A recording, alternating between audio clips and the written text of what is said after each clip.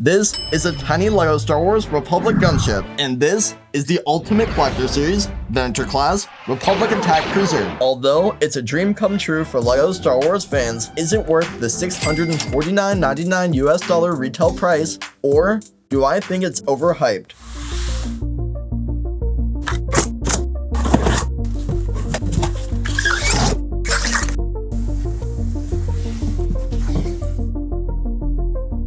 Wow. I cannot believe that they did it. I've waited so long for LEGO to make this set, and they finally did. Wow. For so many years, fans have clamored for this set, and they listened. It's real. It's here! As someone who is such a huge fan of the prequel trilogy and grew up watching the Clone Wars, this will be a day long remembered. As a kid, every Friday night, I would look forward to watching each new episode as they premiered, and that was such a core memory of my life that I'll always treasure. So this is just an embodiment of my fandom. Thank you, LEGO. Thank you for making this set, and for sending over this copy to review. Recommended for ages 18 plus, the set number is 75367, and it consists of 5,374 pieces. It measures over 43 inches long, the same as the UCS Imperial Star Destroyer. The large box shows off all the angles of the ship, the display plaque, and reference photos, though I can't help but wish that it had more exciting artwork instead of its simplistic black background. Unfortunately, the packaging is not as premium as it once was, allowing the bottom to scuff and dents to occur more often. I also made the error of accidentally cutting the side through the cardboard shipping box when I had opened it. After slicing through the seals, I revealed what's inside.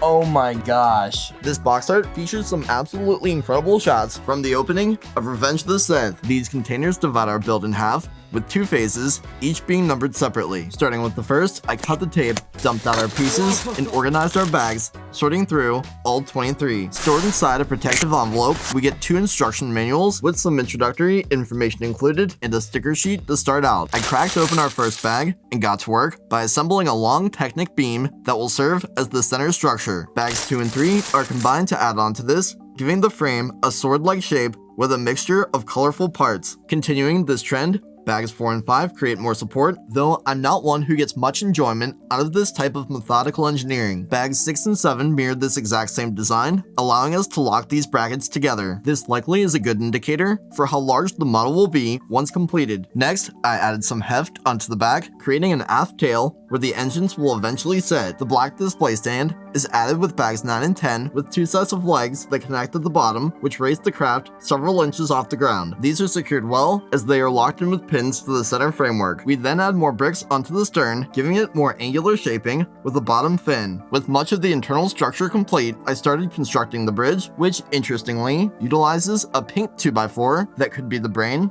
along with these gray crates that provide side detailing. Several brick-built panels are able to lock in the bays, capturing the slanted area that runs up the middle, plus some nice details using the snot technique. These also lift up, revealing a hollow interior that surely could be modded to include a miniature command center. This leads us to finish off the two red bridge towers, signifying that it's a flagship under Jedi command. This assembly can be placed onto the main body and locked in with Technic axles, though it has a small gap on the back and a bit of give without the front being attached to anything. Bags 18 and 19 create the bottom plate with some nice greebling to add texture using a roller coaster track leading to a bottom hanger door. This is attached to the bottom beam and links with the bridge, providing some stability. The next few bags are used to construct two large symmetrical plates that fit underneath using axles and ball joint connectors. With the first half completed, we've made a general outline for the model with a focus on the back half and the underside, so it's time to move on to our second box. I opened it up and emptied out the contents, giving us 25 more bags with a grand total of 48 that make up the set, saving the best parts for last. Being that I'm halfway through the set, it's time that I re-energize and finish the job. Wonderful. This portion of the build also requires another two instruction manuals, giving us 4 for the entire project. Hitting the bricks again, bag 24 gives us a long rod with greebles on top that gets locked into the midsection, framing its side. We repeat this process for bag 25 and reflect the same look on the starboard. Bags 26 and 27 provide a large gray panel with a red stripe, which is then mirrored in bags 28 and 29. This may be quite a repetitive process, but the application of these wedge plates is gratifying. Underneath, We've attached axles and ball joints that have some give and can be adjusted to properly fit in on the bottom of the ship at the right angle, making for a really cool technique. Once both are positioned together, we have a much better sense of scale, but before I can pick it up to show off the full underside, I encountered a small problem. Uh-oh, where does this piece go? I'm pretty sure it goes under this Technic beam that runs along the middle, but I have no idea how to get there. No, I didn't mean to do that. Can we just cut to when I get this back together? There, all better. No! Moving on, I started on the engines, which consist of 8 ion thrusters in total, 4 on each side of varying sizes. These are connected into the back using axles and pins, but unfortunately, the larger ones droop more significantly due to their weight, which is more visible from the side and can be compared to the 2 others that are fairly straight. This is one of the few disappointments that I have with the design, but it's the most frustrating. It is great that LEGO designers keep finding a use for these larger wheel pieces that were first introduced in Power Miners back in 2009. Up next is the hangar bay that includes a lot of nice detailing. Hinges allow the plates to fold so it can be fit into the side, providing a docking point for our mini gunship. This is actually an Easter egg placed by LEGO designer Hans Schlomer, who also created the UCS gunship. We then replicate the same process for the alternate side, with the only difference being that these doors are closed off. Bags 36 through 41 are used to create 2 large top panels that include the iconic red striping and a series of 4 heavy turbo laser turrets on each side. These fit into the back above both of the hangar areas. I also found the severe variation of the dark red color to be upsetting. I built 2 more gray panels that each utilize wedge plates and tiles to form stylized line work. These can then fit into the top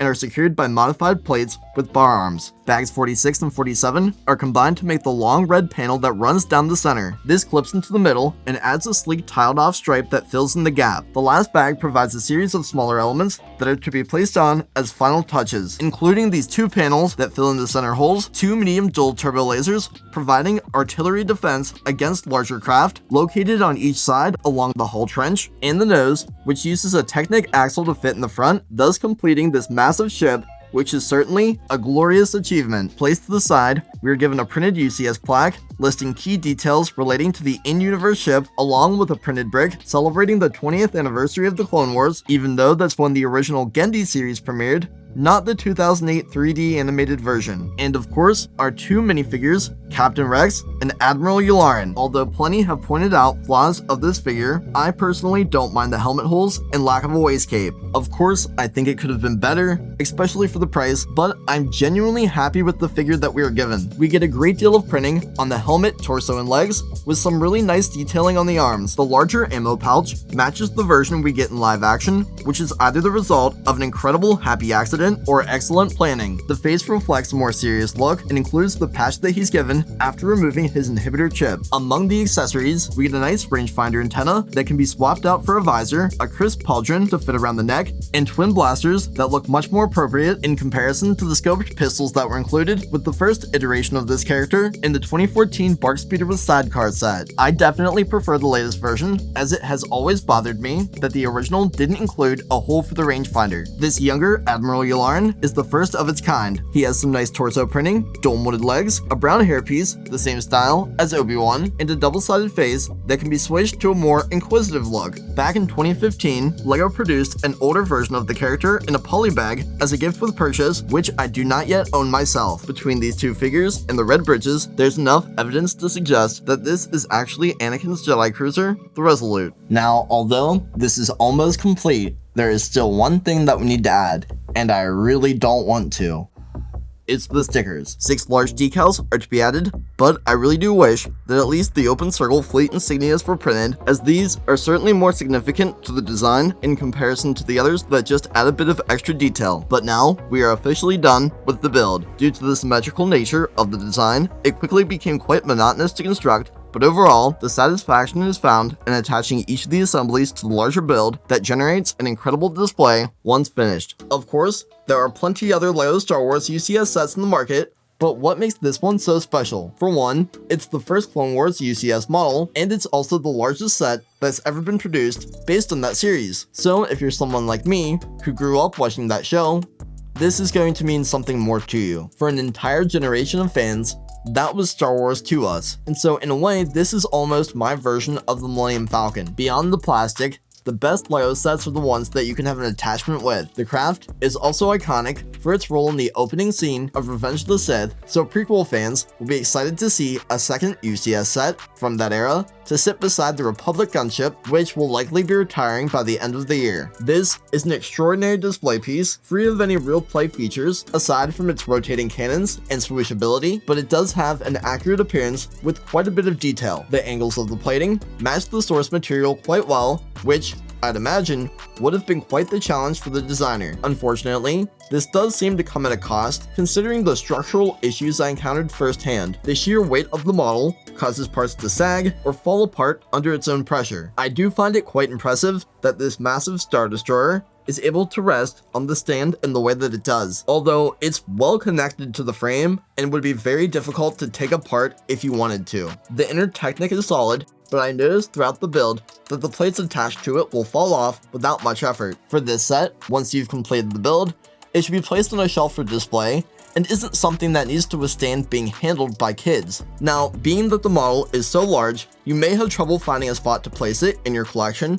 so I'd recommend determining where you're going to put it with the proper measurements before you buy it. As for me, I have some ideas of where I could put it, either if I clear off some space in these IKEA shelves, or if I store it on top of my wardrobe. Being that I had hoped for so long that LEGO would make this set, and now that I have it fully constructed in front of me, I would say that it does live up to the expectations I had, but it's not perfect. Don't get me wrong, it's a beautiful recreation that does justice to the on-screen source material. Beyond this behemoth, I'm excited to get 2 awesome new minifigures. They're both exclusive to the set, including one that I never thought we'd see again, but as I've continually pointed out, it does have some flaws which just shouldn't exist in a set that costs $650, basically $700 with tax. If you're someone like me who loves the prequels and has seen every single episode of the Clone Wars, and the idea of this set excites you, then I think it's definitely worth buying if you can afford it. Personally, I hope that it performs well so we can signal to LEGO that they should keep making more sets like this one. The truth is, whenever I look at this set, all of those pros and cons disappear, and I'm just left with the feeling that I got when I was a kid whenever I built LEGO and watched Star Wars. I'm reminded of how much those stories mean to me, and am inspired to continue collecting and sharing my love of this fandom with you. This video took a long time to create, so if you enjoyed it, please show your support by subscribing so you can watch more like it in the future, I guess. I need a nap and to figure out where I'm gonna put this.